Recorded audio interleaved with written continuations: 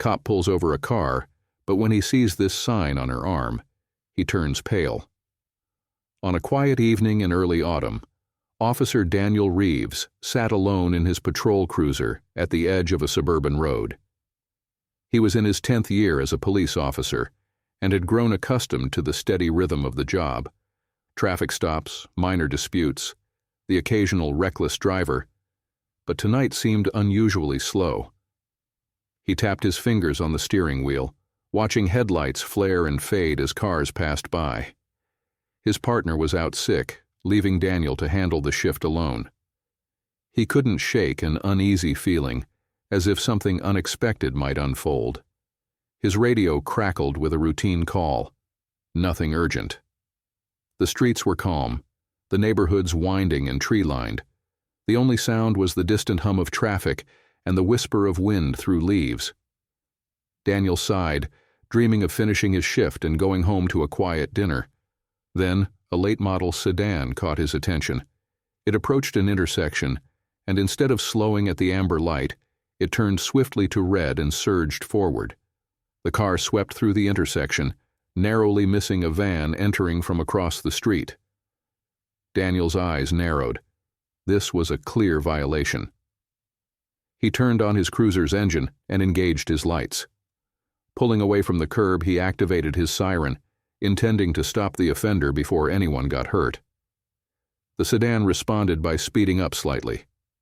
Daniel frowned, accelerating to keep pace. He used his speaker. "Driver, pull over immediately." The car's brake lights flickered, but it continued. Daniel felt tension coil in his chest. He prepared to position his vehicle for a safe forced stop if necessary. Then, unexpectedly, the sedan slowed and pulled onto the shoulder. Daniel approached the car cautiously. Adrenaline hummed in his veins. He expected the worst: a defiant driver, maybe intoxicated, perhaps something more dangerous. He kept a hand near his holster. The interior dome light came on as he tapped on the window. The tinted glass slid down, revealing a young woman, maybe in her mid-20s, with large, dark eyes set in a pale, drawn face. She gripped the steering wheel with trembling hands. "Good evening, ma'am," Daniel began, keeping his voice firm but calm. "Do you know why I've stopped you?" He noticed her eyes were rimmed with redness, as if she'd been crying. She didn't speak right away, just nodded slightly, her lower lip quivering. The silence hung thick in the air. "I need your license and registration," he instructed. She fumbled with her purse, her movements shaky. Daniel noticed a child's booster seat in the back. A small teddy bear had rolled onto the floor as she rummaged. So, she had kids. His frustration at her reckless driving spiked. She had endangered a child by running a red light. He would let her know how irresponsible that was. As she handed over her license, he read her name: Ava Miller. He stepped back to run her info on his mobile terminal. No outstanding warrants, just a few minor infractions. Still, ignoring a red light was serious. He returned to the window. "Miss Miller," he began, his voice stern, "you nearly caused an accident. There's no excuse for that. Is there a reason why you're in such a hurry?" Ava swallowed hard, tears slipping from the corner of her eye. She opened her mouth, but no words came. It was then that Daniel's gaze drifted downward. Her short-sleeve blouse had slipped slightly up on her arm, revealing a thin silver medical bracelet. Engraved on it was a small emblem and words he recognized instantly. He felt his stomach drop. The sign was unmistakable, a symbol he associated with a severe heart condition. His father had worn a similar bracelet after a massive heart attack years ago. Daniel knew what that bracelet meant: life-saving medical info if she collapsed, and instructions for emergency responders. He'd learned to recognize it in his training. Patients with certain conditions wore these to alert medics. The presence of that bracelet changed everything. Suddenly, his frustration ebbed, replaced by concern. He turned pale. His authoritative posture softened. This wasn't just a reckless driver. This was someone possibly under severe distress. Maybe she'd had a dizzy spell, chest pain, or something that caused her to panic and run a red light. Or maybe she was rushing home to get medication or to a hospital. "Ma'am," Daniel said gently, "I see your medical alert bracelet. Are you feeling okay? Do you need help?" He spoke quietly, aware now that a different approach was needed. Ava closed her eyes, tears slipping free. She nodded weakly. I'm not well," she admitted. "I was rushing to pick up my daughter from my sister's house.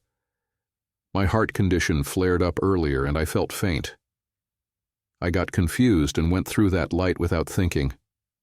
Her voice cracked. "I'm sorry. I don't want to cause trouble. I just want to be with my child. I can't afford expensive treatments and missed my last checkup. Things have been hard."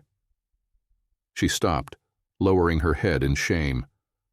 "I know I made a mistake. You must think I'm reckless." Daniel's chest tightened. He remembered his father's long battle with heart disease, the constant worry. He remembered the fear of losing someone you love, and he recognized that pleading tone, a person under immense pressure, struggling to cope. His earlier anger at her violation dissolved into empathy. He placed a reassuring hand on the window's edge. "I don't think you're reckless," he said softly. "I think you're scared, and I understand that." She looked up, startled. "This doesn't excuse running a red light. Someone could have been hurt," he continued. "But I want to understand your situation. Do you need medical attention right now?" Ava shook her head. "I have medication at home. I just got dizzy and panicked. I shouldn't have driven like that, especially with my child's seat in the back." She gestured towards the booster seat, empty now because her daughter was still with her sister. "I'm sorry, officer." Daniel took a deep breath. He had the authority to write a heavy fine or even have her face more serious charges, but he also had the discretion to handle this differently. This woman needed compassion. If he punished her harshly, would it help? She wasn't a hardened criminal, just a mother with health issues and financial woes. He stepped back, motioning her to turn off the engine. "Let's get you out of the car for a moment." Confused, Ava complied. He guided her toward his cruiser's rear bumper, where they stood bathed in the amber glow of streetlights. The night air was crisp and gentle. "I can't ignore the traffic violation," Daniel said. "But maybe we can find a way to ensure you're safe on the road. Are you taking any steps to manage your condition while driving? Do you have anyone who can help you when you feel unwell?" Ava shook her head, tears flowing anew. "I have no one else. My sister watches my child sometimes, but she can't always help. My job barely covers rent and my medication. I know I shouldn't have driven like that. I was afraid of losing custody if I didn't get my daughter on time. The stress, the fear. I guess I lost my head." Daniel's heart ached. He wondered what small step he could take to ease her burden. He remembered a local community program that offered assistance to patients with chronic conditions. Maybe he could refer her. He thought about the hospital's financial aid programs, and he realized he could at least show her some kindness now. He looked into her tear-filled eyes. "This is what we'll do, Miss Miller. I'll write a minimal ticket, just a small warning fine, so we have a record of the violation. But I won't charge you heavily. In return, I ask you to promise you'll never drive in that state again. If you feel faint or stressed, pull over, call someone, don't risk it." Ava nodded, relief washing over her face. "Thank you, officer. I promise I'll do better." He then gently asked for her phone number. Ava hesitated, confused. "I know a local nonprofit that helps with medical bills and might advise on grants for treatment," Daniel explained. "I can text you their contact. They've helped patients like my father once." Her eyes widened. "You'd do that for me?" Daniel smiled faintly. "My father had heart issues. Without people helping, we wouldn't have managed. Consider this me paying forward the kindness we received." Ava choked back sobs. In that moment, a siren wailed in the distance, and a cat darted across a nearby lawn. Life went on around them, but here under the streetlight, they reached an understanding. The prejudice Daniel first felt, he was initially upset and prepared to scold, faded into empathy once he saw that silver bracelet on her arm. It symbolized vulnerability and hardship, not arrogance. He led her back to her car and quietly placed a small slip of paper, her warning ticket, on the dashboard. It hurt him to write even that, but rules were rules. Still, it was a fraction of what it could have been. Before leaving, he handed her a note with the nonprofit's name and a short message of encouragement. "I'm not supposed to do this as an officer, but as a human being, I can't just leave you struggling." His voice caught slightly. "Get the help you need for you and your child. If I see you again, I hope it's under better circumstances." Ava took the note, her tears drying. "I'll never forget your kindness." She rolled down her sleeve, hiding the bracelet that revealed so much. She promised again to be careful. Daniel walked back to his cruiser. As he pulled away, he saw her car's headlights turn on, driving off slowly and cautiously. He imagined her making safer choices now, finding help, and giving her child a better future. The next morning, Daniel ended his shift and went home. He felt different, lighter. He'd started the night bored, perhaps ready to dish out punishment to some reckless driver. Instead, he ended up connecting with a scared young mother. It reminded him why he joined the police force, to protect, not just punish. Over the following weeks, Daniel occasionally wondered if Ava reached out to the nonprofit, if she got financial help, if her condition improved. He hoped so. He needed to believe that a small act of empathy might ripple forward, improving lives he touched. In a world full of misunderstandings, a tiny bridge of kindness had formed between them on that quiet road. Months passed. One Sunday afternoon, as Daniel patrolled near a farmer's market, someone called his name. Turning, he found Ava standing there with a shy smile and a healthy glow on her face. Her child stood beside her, holding her hand. She still wore a bracelet, but now it was accompanied by a hospital band, indicating recent successful treatment. Ava approached, tears of gratitude in her eyes. "Officer Reeves, I followed your advice. That nonprofit helped me arrange subsidized treatment, and now I'm stable. My child is doing well in school, and I have a better schedule that doesn't force me to rush dangerously.